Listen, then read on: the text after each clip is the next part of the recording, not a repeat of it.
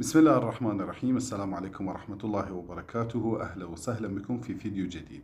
في هذا الفيديو سوف نتعرف على مصطلحات الانتخابات باللغتين الفارسية والعربية. سلام و درود خدمت همه شما عزیزان.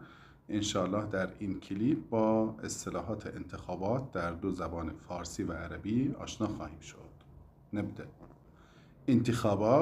انتخابات صوت رأی، أصوات آراء، ناخب مؤنث ناخبة رأی دهنده، ناخبین رأی دهنده ها، ناخب لأول مرة رأی اولی، مرشح مؤنث مرشحه کاندیدا یا نامزد.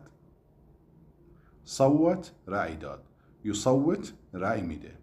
أنا أصوت للدكتور فلان، یعنی من به دکتر فلانی رأی میدم. لمن تصوتون؟ به کی رأی میدین؟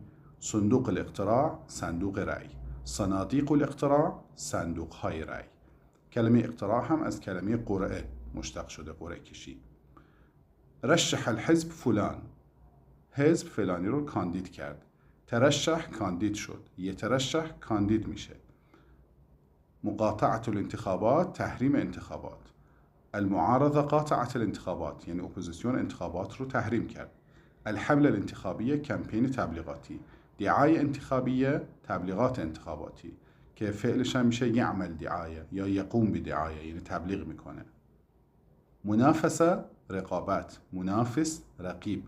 مجلس صیانت دستور شورای نگهبان قانون اساسی.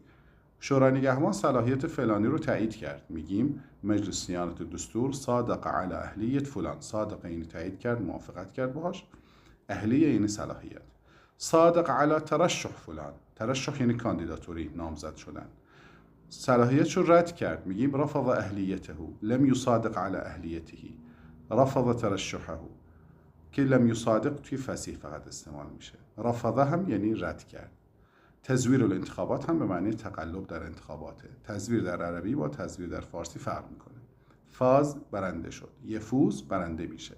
خسر یعنی باخت، یخسر یعنی میبازه. فائز برنده، خاسر بازنده. دائره انتخابیه حوزه انتخابی. مرکز اقتراع مرکز رأیگیری. اللجنه الانتخابیه ستاد انتخابات. فرز الاصوات شمارش آرا. فرز هم در لغت به معنی تفکیک و جداسازی، برای تفکیک زباله هم استعمال میشه. الجوله الاولى دور اول، الجوله الثانیه دور دوم. المناظرات الانتخابیه مناظرات انتخاباتی. مؤیدین یا انصار یعنی طرفداران.